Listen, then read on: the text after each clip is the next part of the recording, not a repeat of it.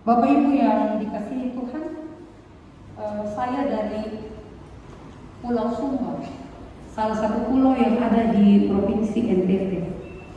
Nah, kami punya tradisi di sana. Misalnya saya datang pertama di GKSBS Tanjung Karang, saya akan disambut dengan kaleku namanya. Kalau Bapak Ibu dalam budaya Jawa biasanya ada makanan-makanan ringan, kue-kue kecil, teh begitu.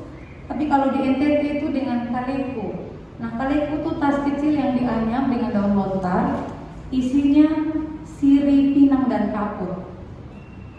Nah, komposisi sirih, pinang, dan kapur itu perbandingannya harus pas. Kalau kapur yang kebanyakan, langit-langit mulut kita, lidah itu akan luka, seperti melepuh. Kalau pinang yang kebanyakan, kepahitan. Kalau sirih yang kebanyakan, maka akan pedis. Kalau salah makan, kita akan mabuk seperti, bukan mabuk, mungkin bukan seperti mabuk minuman keras, tetapi seperti leher kita disikik, kita sulit bernafas. Ya, pernah ada orang yang mencoba mabuk lalu dilarikan ke rumah sakit. Nah, tema ibadah kita pada hari ini terlalu sedikit. Nah, ini kalau saya pikirkan, kalau dalam makan sirih pinang, kalau terlalu sedikit ini bahaya.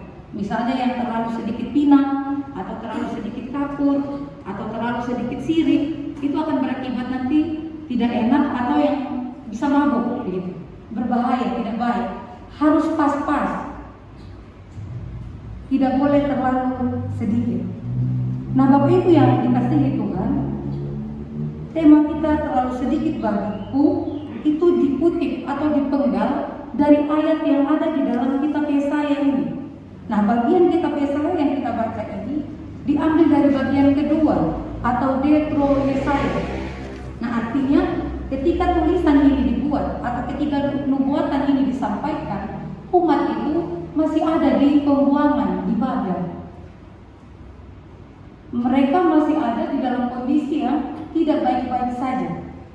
Kemudian datanglah nubuatan Tuhan melalui Nabi Yesaya.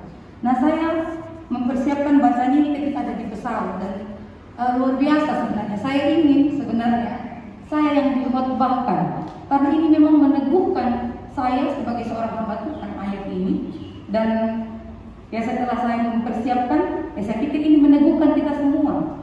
Karena hamba Tuhan itu bukan hanya kami, calon pendeta atau diaken dan penatua, tetapi hamba Tuhan itu kita semua, Israel, bangsanya Tuhan.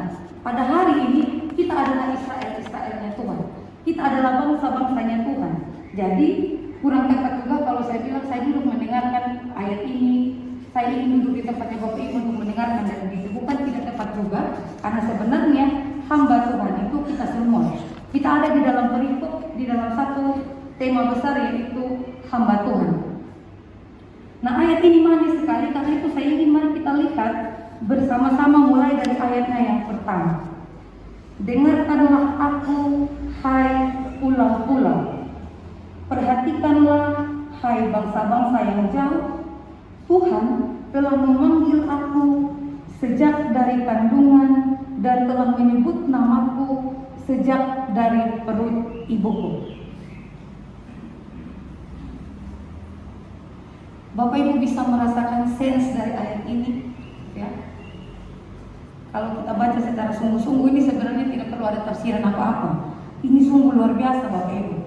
Ya, ketika saya berdiri di sini dan saya bilang sama Bapak Ibu, saya orang yang sudah dipanggil Tuhan sejak dari kandungan. Karena itu saya percaya diri ketika Bapak Ibu panggil saya di GKSBS Tanjung Karang.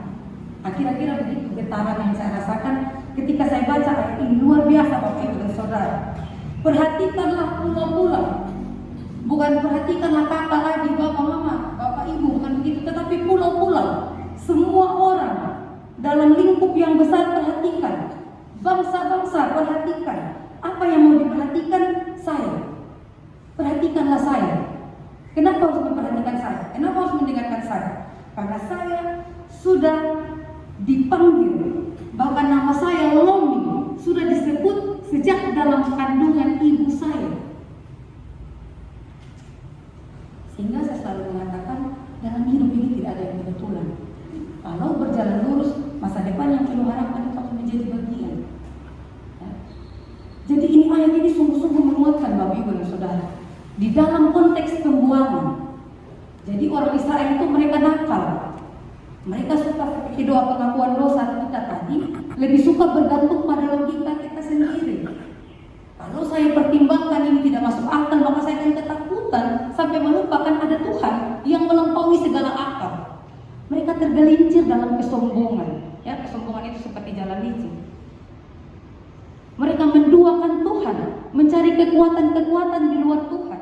Karena itu Tuhan menghukum mereka, memasukkan mereka di sekolah kehidupan yang namanya Babel. Mereka mengalami kekalahan.